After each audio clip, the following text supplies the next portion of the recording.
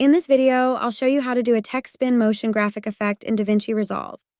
First, click where it says Effects, then grab your text and add it into the timeline, then close Effects, then go to the beginning of your text effect, then click where it says Title, change the title text,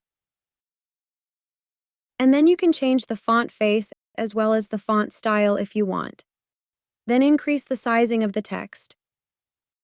Then go to Settings, then make your first keyframe for how you want the graphic to start. I'll keyframe rotation, position, as well as zoom. Then go 6 spaces forward like this: 1, 2, 3, 4, 5, 6. Then keyframe everything again, and then adjust the setting for the middle position of the animation.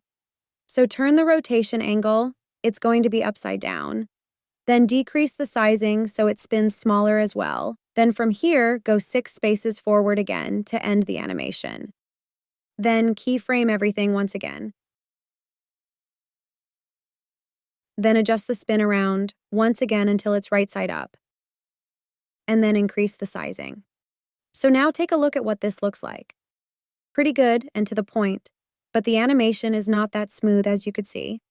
So to make it smoother, you need to click onto this icon here to see where the keyframes are. Go to the middle keyframe, select it. It's going to be highlighted here. Then right-click on the keyframe and click Ease In and Out. Right-click on the rotation angle, click Ease In and Out. And now let's see what this looks like. There we go. Now if you wanted it to be longer, you don't have to do this process all over. You could simply drag the keyframes like this. Now, let's take a look.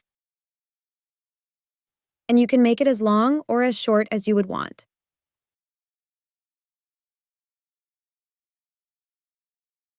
Thank you for watching this video. Be sure to subscribe for more tutorials.